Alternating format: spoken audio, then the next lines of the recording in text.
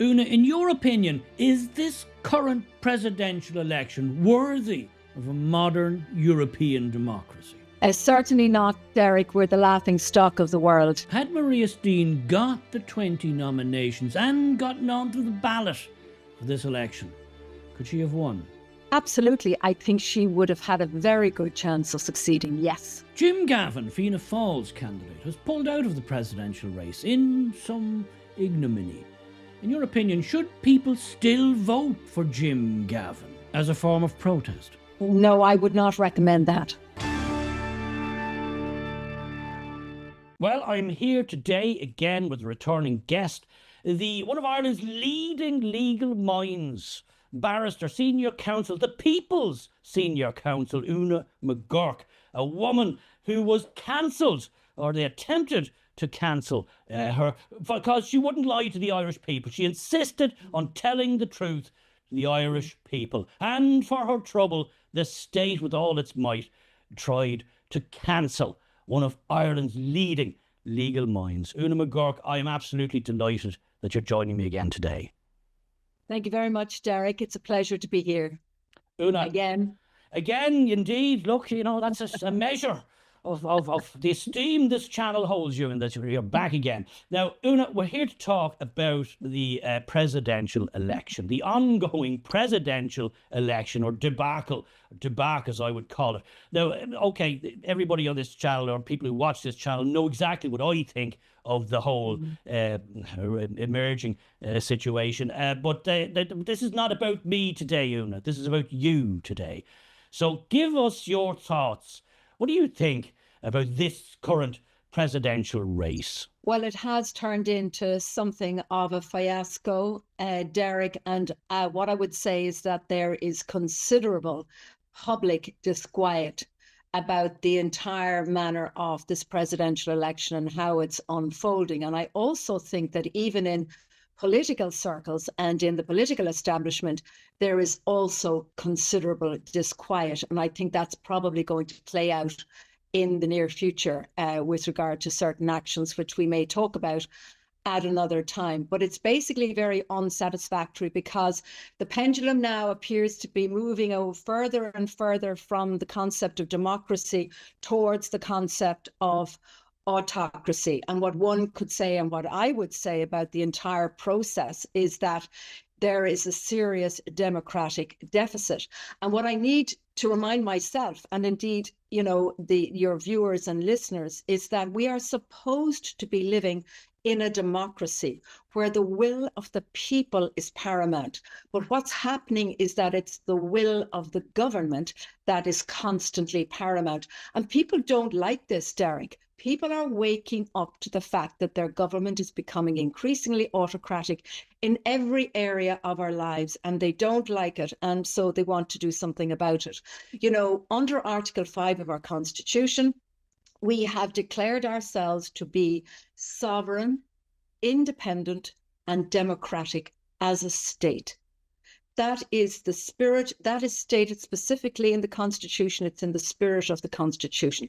Democracy is part of the spirit of the Constitution, and the way the government have acted throughout this entire process has not been in the spirit of democracy and not in the spirit of the Constitution. Well, I couldn't have put it better myself. That's absolutely correct. We are not living, I believe, in a functioning democracy anymore. We're living in some kind of managed democracy, a controlled democracy, yes, where we can all see now it's essentially a uni-party state.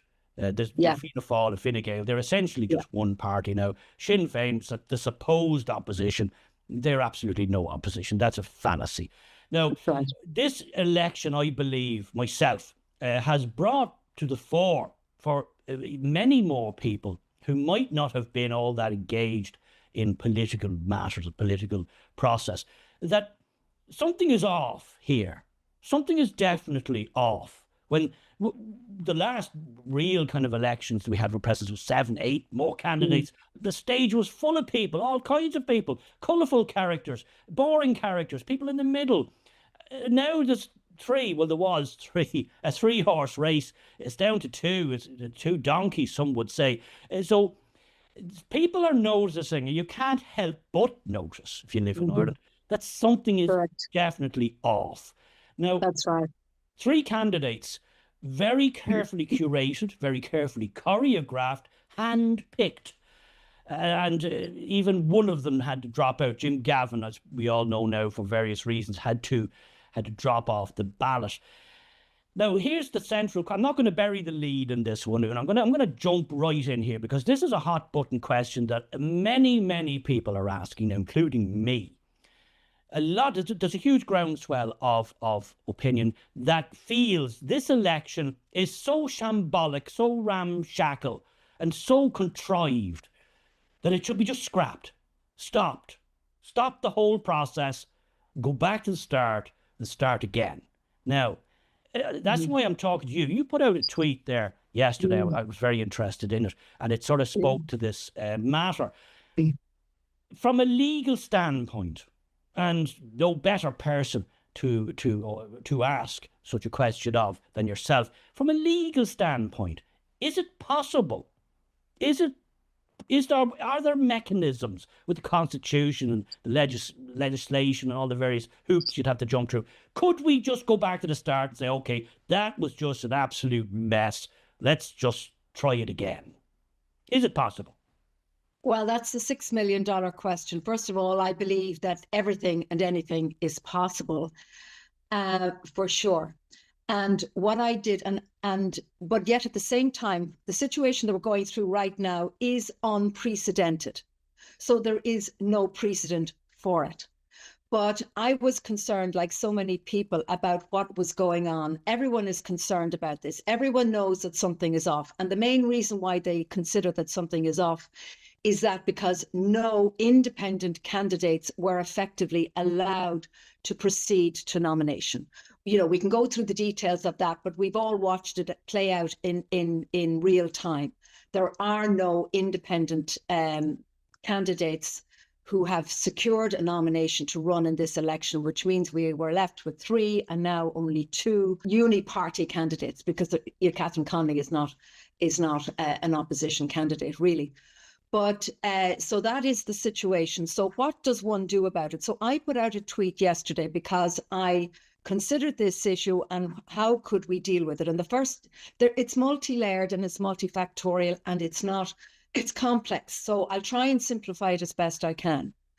First of all, what people need to understand is that it's not the end of the world if we don't actually have a president in office, because there is a provision under the Constitution, under Article 14, whereby if a president is incapacitated or absent from the state, and that what you can do is you can appoint a commission to take on the duties and the powers and the role of the president. And this commission comprises of the Chief Justice, the Cathaoirleach of the Seanad, and the Cathaoirleach of the Dáil, who is the Ceann Comhairle. And there's many precedents for this. For example, when Mary Robinson was president, and she went off to Australia on a state visit, she couldn't be in Ireland. The Dáil required to be dissolved. So the commission dissolved the Dáil in her absence. Likewise, she resigned early from her position as president. And again, the commission took over until such time as her successor was elected by the people. And then, you know, the death in office of President Childers in 1974, that was another instance when the commission took over. So what I'm saying is there is a provision, first of all. People may think that, oh, you must have a president, you must have a president. If there was a situation where we didn't have a president, there is a process under the Constitution whereby this commission can take over the role of the president, because under Article 14, it says at any time at which the office of the president may be vacant, without specifying the circumstances, the powers and functions conferred on the president on or by this Constitution shall be exercised and performed by a commission as set out in the Constitution. So that is the first thing. So I made a reference to that. So what I was postulating was the prospect or possibility of a situation where the election could be either adjourned or postponed, or could be just discontinued. And if that was the case, the commission could take over. Okay, so that was the first scenario. So now we have to come to the Act, the Presidential Elections Act of 1993. So that's the act which governs the circumstances under which people can, make their nominations and have them completed and secured and verified by the presidential returning officer, etc. So it sets out all the circumstances pertaining to a presidential election. Now, first of all, but that act can be amended very easily by ministerial regulation. So it wouldn't be a big deal to amend the act to allow for a circumstance whereby an election could be discontinued or could be simply adjourned to allow, for example, legislation to be brought forward to amend the Constitution to make provision for more democratic methods of appointing or selecting candidates for nomination. And I'll come back to that in a moment. And if I don't, please do ask me. But going back to the Act again, what's interesting about the Act is that it doesn't make provision for what happened in the case of Jim Gavin. Once your nomination has been accepted and has been approved, you are on the ballot paper. And I think the Attorney General even gave advice recently where he said, no, Jim Gavin's name cannot be removed, even though he himself wants to be removed from the process. So his name remains on the ballot paper until polling day. So this in itself is a serious anomaly and has never happened before. And clearly the drafters of this legislation didn't anticipate that something like this could ever happen. But what they did anticipate is the prospect that somebody could die after their nomination had been accepted and before polling day. So there is a provision in the legislation for that situation, in which case the presidential returning officer would basically discontinue the election, and the new election, a fresh election, would be held. And those whose nominations had been accepted would still have their nominations intact and be available to go forward for the next election. So the provision is there where somebody dies. There's no provision where somebody withdraws. So that has now left the electoral process in a very difficult situation because people can technically vote for Jim Gavin. In addition, his transfers can be utilised to affect the outcome pertaining to the other two candidates. This is very, very unsatisfactory, and a lot of people would not like this. In addition to that fact, there is a movement growing to actually give Jim Gavin a significant number of votes, maybe even to elect him. And if that was the situation, that would be very problematic, because if he was to get elected, technically by reference to having a majority of the votes, he wouldn't really be able to take up the office because he has indicated an intention not to do so and he has withdrawn from the process. So there's a potential difficult scenario coming down the line. As well as that, as you are well aware, because of the serious public disquiet about the circumstances pertaining to the selection process, there is a very significant Spoil Your Vote campaign, which is also underway. And I've heard actually that people have registered now. People who weren't registered before have now registered to vote in the election. And there is a concern amongst the establishment that they might be registering just so that they can spoil their vote. So you may have a very significant Spoil Your Vote campaign with very high votes for candidates, one or other different candidates who are not on the ballot paper. This is equally problematic. And these scenarios are not in the interests of democracy. And what they represent is opposition and is a pushback by the people, the demos, who know that their voices are not being heard. And this is the only way that they can do it. These are like protest votes against the system. And if you had a situation where either one of the candidates, assuming that they both remain until the 24th, because given what's going on, one or other of them could disappear, could be taken off between now and then. But assuming the two candidates still remain, and if one of them gets a majority vote, it could be by a very, very small margin, which could mean that, they would not be considered to have the mandate of the people of Ireland, especially if the numbers of spoiled votes were well in excess of the so-called majority votes that a potentially declared winner might receive. So these kinds of anomalies are very dangerous for democracy, and they're not healthy. A couple of things I just want to pick your brains on here, and this is as much for my benefit as everybody watching it.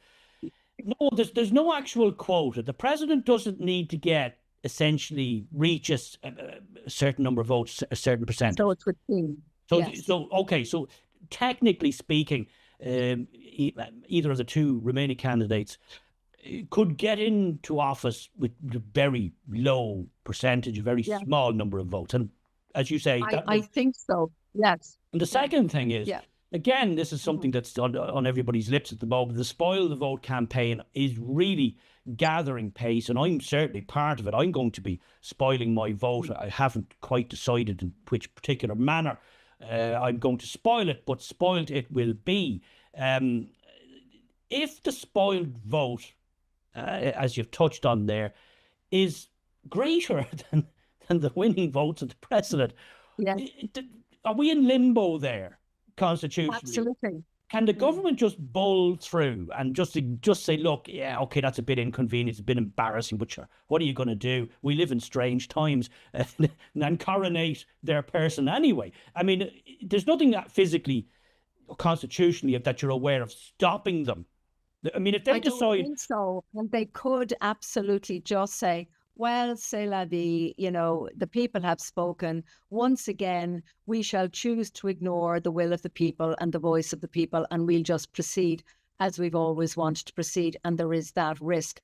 So, like, even what I have proposed about the concept of discontinuing the election and adjourning it to allow a proper referendum to take place, I mean, that cannot happen without political will.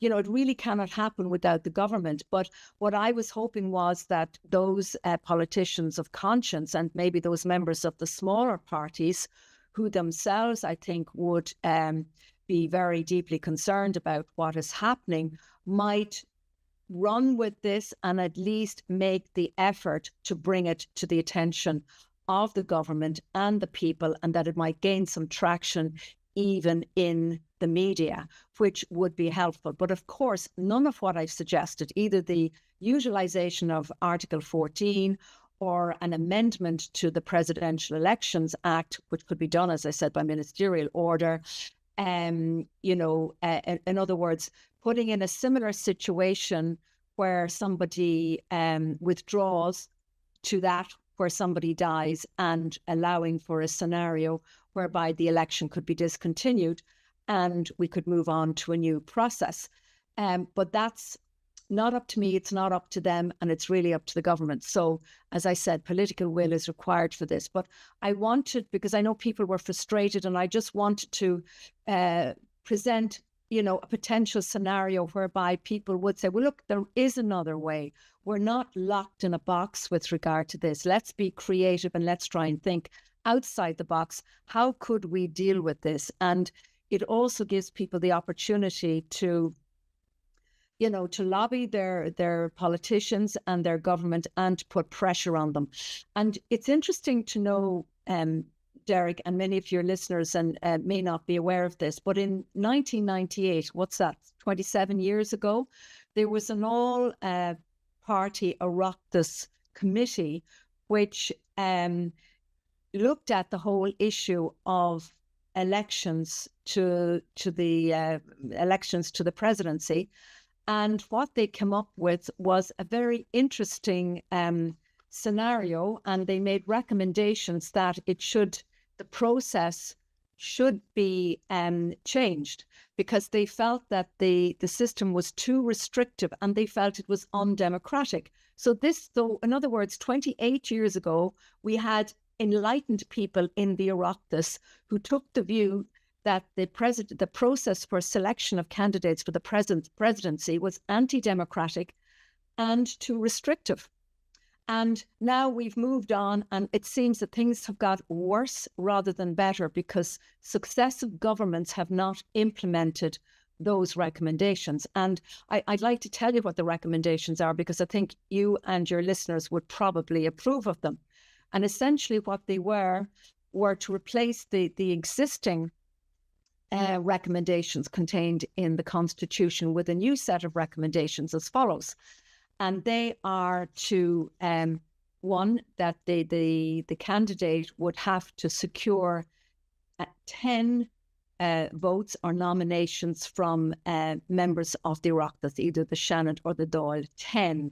As not 20. 20, which is what we have now. The situation with regard to the councils and the boroughs remains the same, or they could secure the support of 4 county councils or boroughs, or 3, and this is the very interesting one, the votes of 10,000 members of the public with eligibility to vote. That's a good So one. this would That's a good really one. be a people's election if you had 10,000 people who, with entitlement to vote or eligibility to vote in the presidential election, were to select their own candidate. So as I said, that was proposed 27 years ago. We haven't heard a word about it since. And if this election were to be discontinued and or postponed, given the fact that there's a great deal of dissatisfaction about the entire manner in which it came about, legislation could be, the presidential commission could be put in place when the current president term and its expiry of his term of office comes up on the 11th of November. And he has to leave, Una. He has to go on that day. Right. He can't stay on. Right. He cannot stay on. But that's why the Constitution has a process for that, because sometimes presidents can die in office, or they're out of the country, or there are circumstances where, you know, he or she can't be there. So you have to have the presidential commission. So there doesn't have to automatically be another president the next day or that day. That's my point. There doesn't. So you can have the electoral commission step in.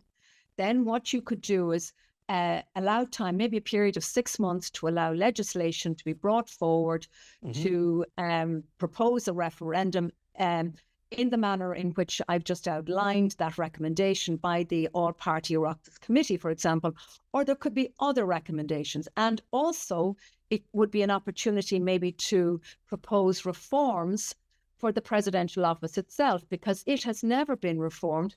And there are a lot of restrictions in the role, and it would be a very timely opportunity to propose amendments to, constitutional amendments to the role of the president, maybe make it more viable and more meaningful, and reduce the restrictions. So all of that could be done in the meantime, and the Electoral Commission could take over after the current president, his office has expired. Well, I think that's a thing that's bouncing around. I see it in the comments section, and from speaking to people just day to day, everybody suddenly has their eyes and ears on this presidential thing, and the role of the president and the process for electing a president in a way that I've never seen in my lifetime, certainly. And what has come to the fore now, as I say, with even people who aren't engaged in the process, political system, is how easy it was to hijack the whole presidential election process by nefarious, shall we say, actors. People who did not have much interest in the will of the people. They had interest in their own political advantages and ambitions. So they were quite happy to subvert this role when push came to shove, purely to get their own person in, somebody who was safe, somebody who wouldn't upset the apple cart, somebody who wouldn't be saying awkward things. Because I think the Uni Party now, and even Sinn Féin, I suppose, as well, they are very aware, even though they would pretend not to be, they're very aware of how unpopular they are. I think, with the general So, public. yes. I mean, they do opinion polls all the time. These people are not stupid. Well, the people at least pulling the strings are not stupid. You don't always see them on camera. They know exactly the mood of the public. They know the mood is not good.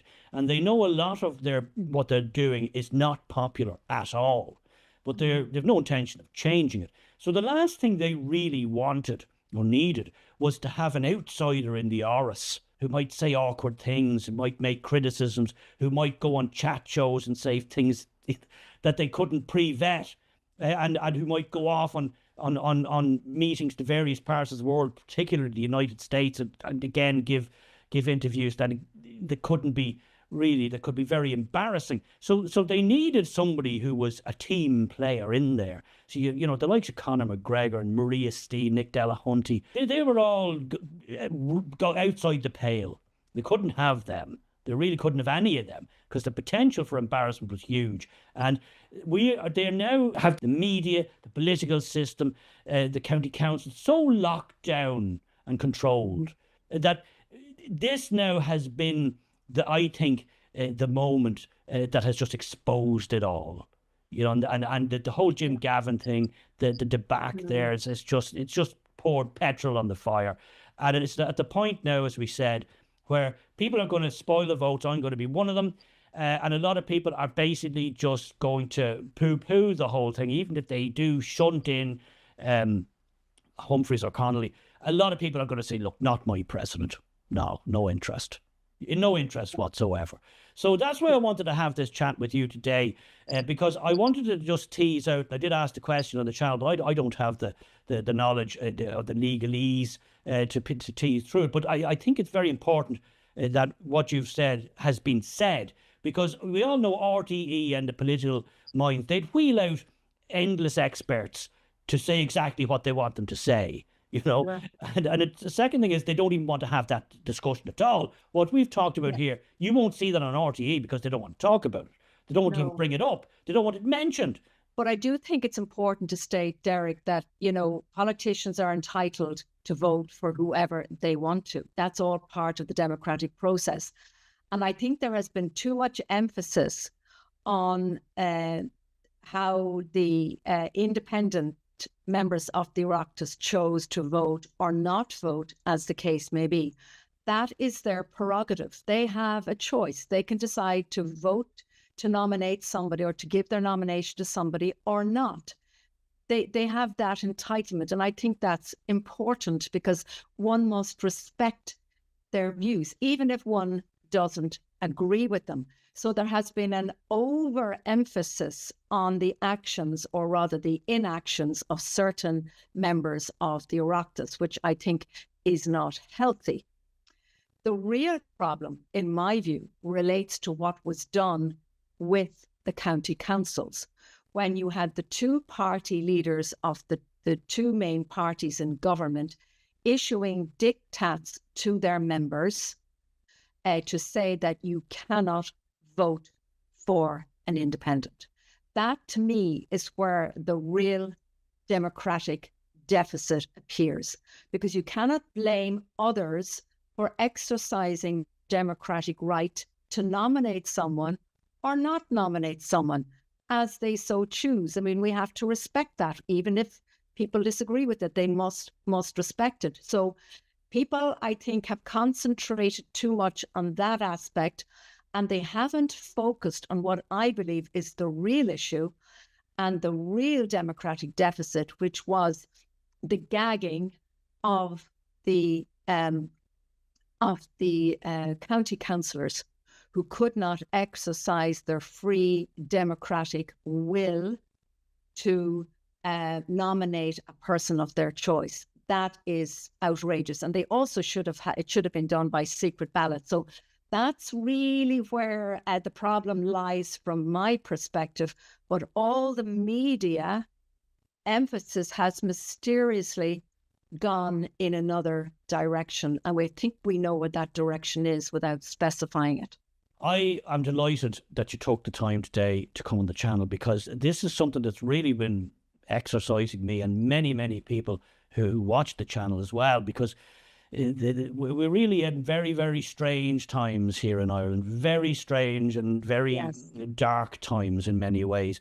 So the political view is, look, nothing to see here. Everybody carry on. It's all marvelous. It's all wonderful. And we're doing a Yeah. great job.